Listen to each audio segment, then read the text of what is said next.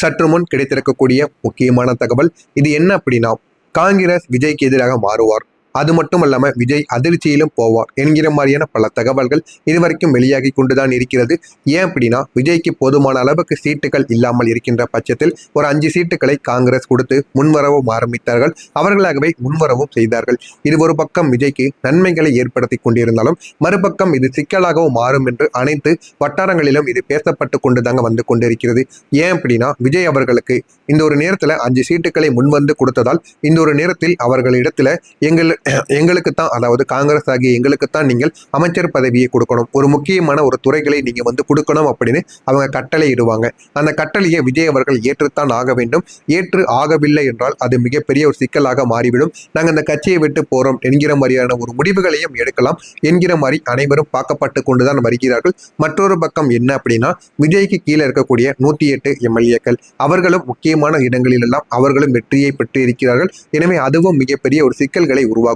காங்கிரஸ் இடத்துல வந்து ஏதாவது முக்கியமான பொறுப்புகளை காங்கிரஸ் கட்சியில் இருக்கக்கூடிய எம்எல்ஏக்களுக்கு கொடுத்து விட்டால், நாங்களும் உங்க கட்சியில இருக்கோம், எங்களுக்கு ஒண்ணுமே நீங்க கொடுக்கல, உங்க கூட நாங்க ஆரம்பத்தில் இருந்து உங்க கூடவே நாங்க பயணித்துக் கொண்டிருக்கிறோம் என்று இவர்கள் கட்சியில் இருக்கக்கூடிய நபர்களும் இந்த மாதிரி கேள்விகளை எழுப்பலாம் என்கிற மாதிரியும் சில தகவல்கள் வெளியாகி உள்ளது. மற்றொரு பக்கம் 118 எண்ணிக்கையில் மட்டுமே தாங்க சீட்டு இருக்கிறது. குறைந்தபட்சம் 128 130 சீட்டுகள் இருந்தால், ஏன் அப்படின்னா எதிர்கட்சி தலைவர்கள் டிஎம்கேவோ ஏடிஎம்கேவோ நீண்ட காலமாக அரசியலில் இருக்கக்கூடிய ஒரு கட்சிகள் அவர்கள் இந்த ஒரு நேரத்தில் நினைத்தால் டிவிகேவில் இருக்கக்கூடிய எம்எல்ஏக்களை எப்பொழுது வேண்டுமானாலும் அவர்கள் பக்கம் அவர்கள் இழுத்துக் கொள்ளலாம். அந்த ஒரு நேரத்தில் அந்த ஒரு சில இடங்களுக்கு ஆட்சி அமைக்கக்கூடிய அதிகாரமானது எம்எல்ஏக்கள் இல்லாமல் போய்விடுவாங்க. அது மிகப்பெரிய அளவுக்கு சிக்கலை டிவிகேவுக்கு ஏற்படுத்தி கொடுக்கும். அதனால என்ன வேண்டுமானாலும் நடக்கலாம். அதனால டிஎம்கேவும் ஏடிஎம்கேவும் எப்பொழுது வேண்டுமானாலும் அவர்கள் ரெடியாக இருப்பார்களாம். வெறும் 118 சரியான எண்ணிக்கையில் மட்டும் எம்எல்ஏக்கள் இருப்பதால் இதுவும் ஒரு மிகப்பெரிய ஒரு பிரச்சனையாக விஜய் அவர்களுக்கு பார்க்கப்பட்டு கொண்டு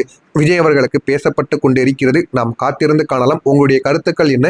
விஜய் அவர்களுக்கு மேலும் மேலும் வரக்கூடிய ஒவ்வொரு துன்பங்களும் ஒவ்வொரு பிரச்சனைகளும் எப்படி இருக்கும் என்றால், முதல்ல மைனாரிட்டி பிரச்சனையானது ஏற்படும். மைனாரிட்டி என்ன அப்படின்னா, பொதுவாக ஒரு மாநிலத்தில் ஆட்சி அமைக்க சட்டமன்றத்தில் தேவையான பெரும்பான்மை எம்எல்ஏக்கள் இருக்க வேண்டும். தமிழ்நாட்டில் 234 தொகுதிகள் என்பதால் 118 தொகுதிகள் 118 எம்எல்ஏக்கள் ஆதரவு இருந்தால் மட்டுமே அரசு பாதுகாப்பாக இருக்குமாம். ஆனால் ஒரு கட்சி தனியாக 118 தாண்டாமல் மற்ற கட்சிகளின் ஆதரவை நம்பி அரசு அமைத்தால் அதையே மைனாரிட்டி அரசு அல்லது மெல்லிய பெரும்பான்மை அரசு என்றும் அனைவராலும் கூறப்பட்டு வருமாம்.